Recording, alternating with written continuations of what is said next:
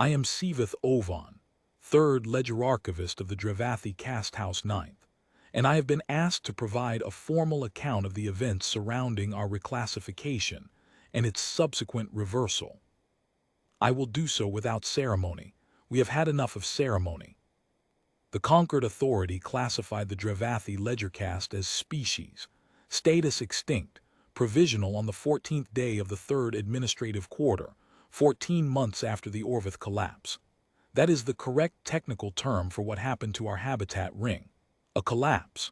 Not a disaster, not an atrocity, not a consequence of the 17 consecutive budget cuts the Concord Habitat Division had filed over 9 years. A collapse. As if the ring had simply decided, on its own, to fail. 4,211 Drevathi survived. We were housed in emergency transit bays on Concord Station 11, in bays designed for cargo, not for beings. We had our carapaces. We had our stylus appendages. We had the ledger habit bred into our cast across 12 generations, that compulsion to record, to file, to mark what is happening so that something true exists when everything else becomes argument. We filed 31 formal appeals in 14 months. I wrote 23 of them myself. I should explain what the provisional extinction classification meant in practice, because I have since learned that most species in the Concord system do not know this procedure exists. When a sapient population falls below the Concord's viable cast threshold, a number set by a committee in a building I have never been permitted to enter, the Concord Classification Division may file a provisional extinction notice. The notice does not harm anyone directly. What it does is remove the population from the active aid register. It suspends all resettlement filings. It pauses all habitat reconstruction assessments. It transfers administrative responsibility for the population from the Living Species Bureau to the Heritage Preservation Office, which is the office responsible for extinct cultures, archaeological sites, and commemorative records. We were, on paper, already dead. The Concord was simply waiting for our biology to agree. 14 months, 31 appeals. I have the responses filed in the order they arrived. Most were form letters. Several were not even addressed to the correct cast designation. One, which I keep separately from the others because it is the most honest document I received from any Concord authority in those 14 months, said simply, "The Classification Division is unable to accept appeals to a provisional determination until the determination period has concluded. The determination period concludes when either a viable cast threshold is reestablished, or b, the provisional status is confirmed as permanent. In other words, survive long enough to prove you are not extinct, and we will review whether you are extinct." I filed Appeal 32 anyway. I do not know how Concord Clerk 3rd grade Darius Howell came to have our file. I have asked, and the answer I receive is that Howell was assigned to routine cross-referencing work in the Classification Division's adjacent records office, not the Classification Division itself, but the office responsible for maintaining the Registry of Classified Populations, which is a separate department with a separate chain of command and a separate filing system that apparently does not communicate with the first one in any automated way. What I know is this: Howell read our file, not a summary, not the classification notice. The file, the original, the appeals, the 32 responses, the habitat assessment reports from the 9 years before the collapse, the budget cut filings, the internal division memos recommending the provisional classification on the grounds that litigation risk from a viable cast determination would exceed the cost of resettlement. I did not know that last document existed until Howell pulled it into the cross-reference record. Howell was required, as part of the routine cross-referencing procedure, to countersign the provisional classification as part of its transfer to the permanent record. It was administrative, a formality. Thousands of such countersignatures are processed in that office every quarter. The clerk signs, the record moves forward, no one thinks about it again. Howell did not sign. Instead, Howell filed a classification integrity query, a procedure I had not known existed, which requires a classification division supervisor to review a file personally before a countersignature can be completed. The query cannot be dismissed without a supervisor's response. It cannot be rerouted. It sits in the pending queue until it is answered, and while it sits there, the classification it is attached to cannot advance to permanent status. The classification division sent a form response asking Howell to clarify the nature of the integrity concern.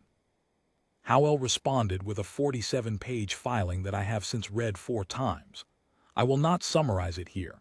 It deserves to stand as its own document. But the short version is this. Howell had found that the budget cut recommendation filings, the habitat assessment reports, and the provisional classification notice had been submitted in a sequence that, under Concord Administrative Code Section 14, subsection 7, constituted a procedural conflict of interest.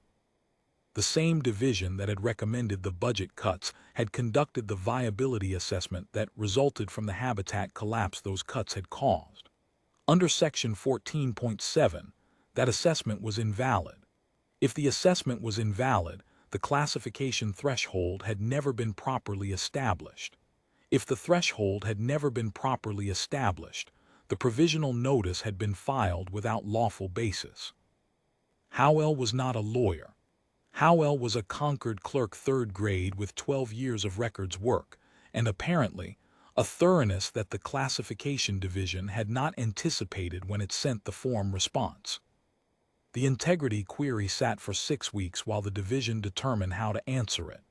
During those 6 weeks, our provisional classification could not advance.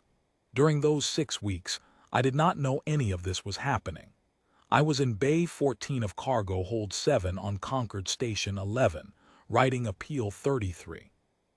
I found out because a Concord administrative courier delivered a physical document to our bay, an actual printed document, on Concord letterhead, which I understand is reserved for communications of official standing. It informed us that a classification review had been opened on our case under Code Section 14.7, that our provisional status had been suspended pending the review's outcome, and that we had been restored to the active aid register effective immediately, pending final determination. The courier waited while I read it. I read it 3 times. Then I asked the courier who had filed the integrity query. The courier gave me a name. I requested a meeting with Darius Howell through the standard Concord Visitor Registry. It took 11 days to schedule, because Howell's office was not in the section of the station open to non-Concord personnel, and the visitor protocol required 2 separate security clearances and a purpose of visit filing. I filed the purpose as, to provide formal acknowledgement of record. Howell met me in a small conference room near the record's office.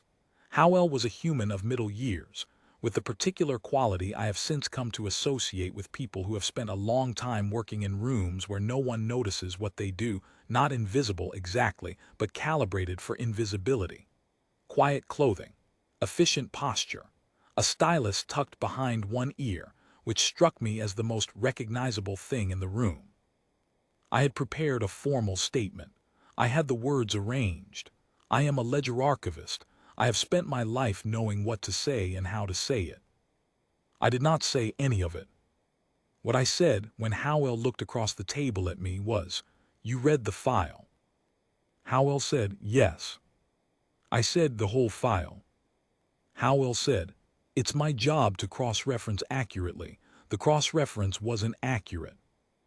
That was all, not a speech, not a declaration.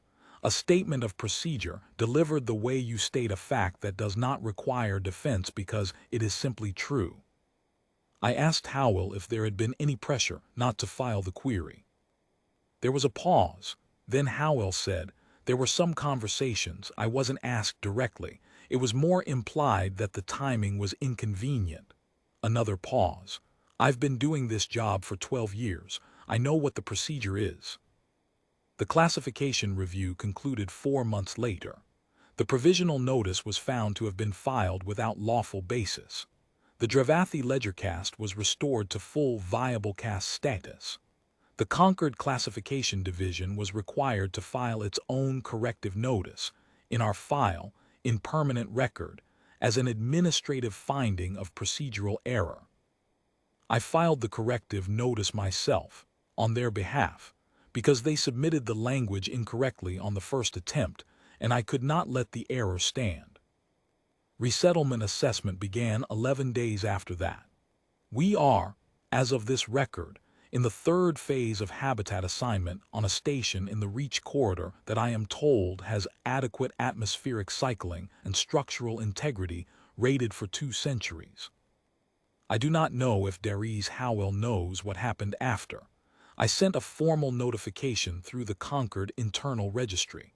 I received an automated acknowledgement. I have added Howell's name to the Drevathi Cast House 9th permanent record in the section reserved for those to whom the cast house owes a formal debt of continuance. It is the highest notation our ledger tradition permits. The entry reads, "Read the file, refuse to sign, the rest followed." That is, as far as I am concerned, the whole of it.